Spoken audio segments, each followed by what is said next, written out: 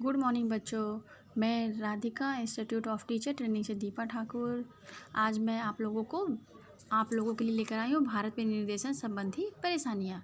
उससे पहले आप हमारे वीडियो को लाइक करिए, शेयर करिए, सब्सक्राइब करिए एंड नीचे जो बेल आइकन दिया है उसे प्रेस करना ना भूलें। चलिए बच्चों, आज हम आप लोगों को इस वीडियो में आपका स्वागत करते हैं। आप इसे देखिए और मन लगाकर पढ़िए। भारत में निर्देशन संबंधी परेशानियाँ। जैसा कि आप जानते हो, हमारे देश में निर्देशन की शुरुआत अभी शैशवावस्था में है, जो धीरे धीरे विकास की ओर अग्रसर हो रहा है। परंतु इस विकास में निर्देशन निम्नलिखित समस्याओं का सामना कर रहा है, जिसकी वजह से इसकी प्रगति धीमी है। नंबर 1 है शिक्षकों के ऊपर अधिक कार्यभार। जैसा कि आप लोग जानते हो, हमारे भारत में शिक्षकों को अत्यधिक कार्यभार करना पड़ता है।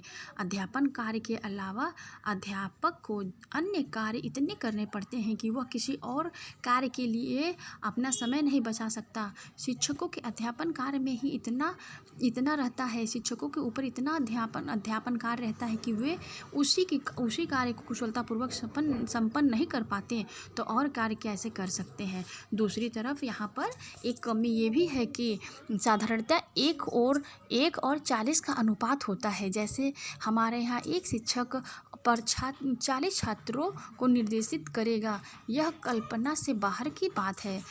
आप लोग को तो पता है, यहाँ पर एक शिक्षक पर 40 छात्र की जिम्मेदारी होती है और वो 40 छात्रों को पढ़ाने के अलावा उसे निर्देशन कैसे कर सकता है, यह हमारी सोच से बाहर है। दूसरा कारण है अप्रशिक्षित शिक्षक।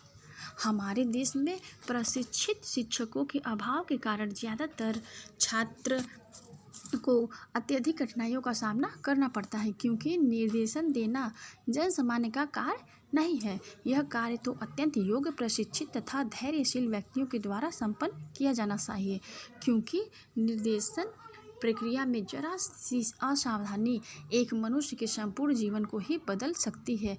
अतएव अपूर्ण ज्ञानयुक्त निर्देशक के हाथों हम निर्देशन का कार्य नहीं सौंप सकते। भारत में भी अयोग्य निर्देशकों के द्वारा निर्देशन प्राप्त करने से तो अच्छा है कि निर्देशन किया ही नहीं जाए। ओके बच्चों, इसके बाद हमारा तीसरा है माता पिता का अशिक्षित व रूढ़िवादी होना। भारत में ज़्यादातर माता पिता तथा अभिभावकों के अशिक्षित होने के कारण उनके बच्चे अशिक्षित रह जाते हैं। आज़ादी के बाद भी हमारे देश में आधे से अधिक लोग अशिक्षित हैं। इस प्रकार की जनता भला निर्देशन के महत्व को क्या समझेगी। इसके बाद है हमारा 4 प्रमाणीकृत परीक्षाओं का अभाव। निर्देशन क्रिया हेतु सबसे ज़्यादा जरूरी है कि टेस्ट एक योद्धा के हथियार के समान है। जब हथियार ही नहीं रहेगा तो युद्ध कैसे। इसी तरह जब टेस्ट नहीं होगा तो निर्देशन कैसे। भारत में भी जो टेस्ट उपलब्ध है वे अंग्रेजी में है, जो हमारा कार्य सिद्ध नहीं कर सकते, क्योंकि छात्रों की एक बड़ी संख्या अंग्रेजी नहीं जानती। ओके बच्चों, यह भी हमारे लिए एक समस्या है।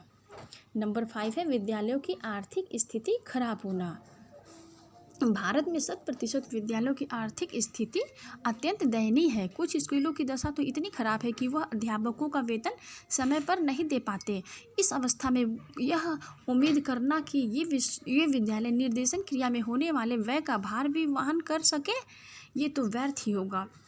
इस कारण भी हमारे निर्देशन की समस्या उत्पन्न होती है। नंबर 6 है विद्यालयों में दोषपूर्ण पाठ्यक्रम का चलाया जाना। अब तक शैक्षिक विचारधाराएं ब्रिटिश राजनीति के प्रभाव में रही हैं, अतः निर्देशन को पाठ्यक्रम में अथवा विद्यालय में स्थान मिलने का प्रश्न ही नहीं था।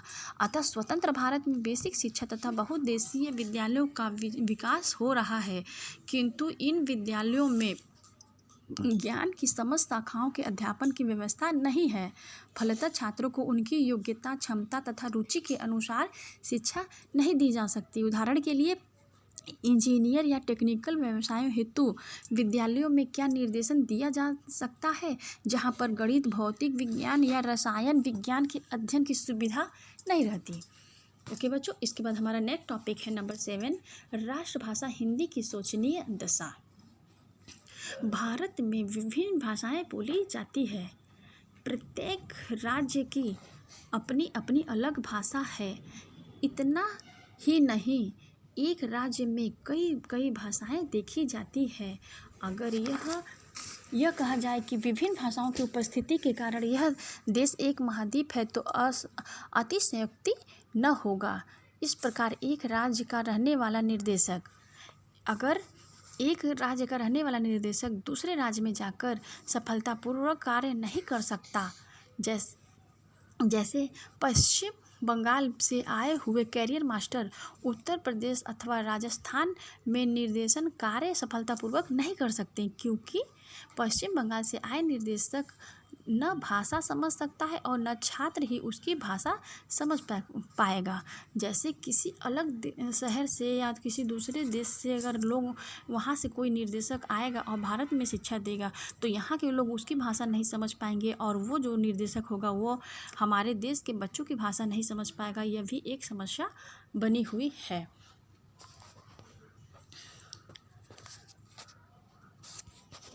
राष्ट्रभाषा हिंदी की शोचनीय दशा।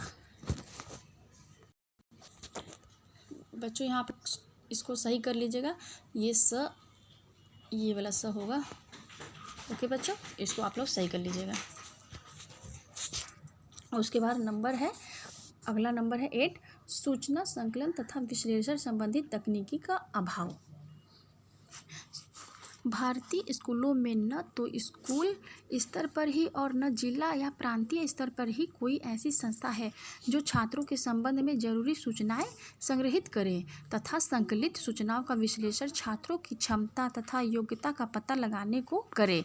वर्तमान आर्थिक स्थिति देखते हुए यह कार्य जिला या प्रांतीय स्तर पर ही संभव है। इन सूचनाओं के अभाव में भी किसी तरह का निर्देशन नहीं दिया जा सकता। अगर इनका अभाव होगा तो निर्देशन अच्छी तरह से नहीं दिया जा सकता। अगला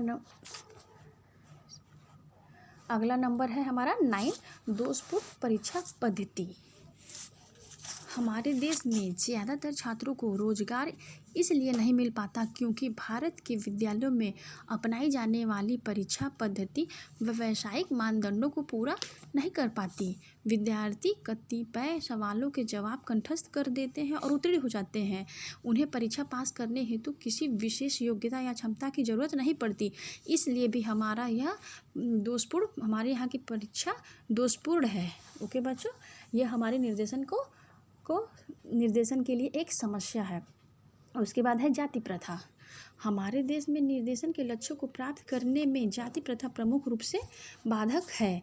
वास्तविक रूप से यदि देखा जाए तो जाति प्रथा भारत में व्यावसायिक निर्देशन का प्राचीनतम रूप है, परंतु यह प्रथा दोषयुक्त थी क्योंकि इस प्रणाली में बच्चे की क्षमता आदि का ध्यान नहीं रखा जाता था और जातिगत तथा परिवारगत व्यवसाय का बच्चे के व्यवसाय चयन का असर पड़ता था। जो जिस जाति में जो व्यवसाय चला आ रहा है वह बच्चे उसी व्यवसाय को चुनते थे, इसलिए यह हमारे निर्देशन के लिए एक समस्या है। उसके बाद है नंबर 11, भारत में बेकारी। भारत में बेकारी तथा अर्ध बेकारी की समस्या बहुत है। बेकारी की अवस्था में व्यक्ति उचित तथा अनुचित व्यवसाय का ध्यान न करके उसे कोई सा भी व्यवसाय अपनाना पड़ता है। भारत एक अर्धविकसित देश है। यहाँ बेकारी की समस्या मुँह बाय खड़ी है। व्यक्ति अपनी क्षमता तथा योग्यता का ध्यान किए बिना ही अथक परिश्रम से जो व्यवसाय मिल जाता है उसे सहर्ष स्वीकार कर लेता है। अतः निर्देशन के सिद्धांतों के अनुसार व्यवसाय चयन का प्रश्न ही नहीं उठता। यह बहुत बड़ी समस्या है। अगला नंबर है 12, शिक्षा में वैज्ञानिकता का अभाव। शिक्षा में वैज्ञानिकता का अभाव, ये लास्ट है। शिक्षा में अन्वेषण का प्रवेश अत्यंत कम हुआ है।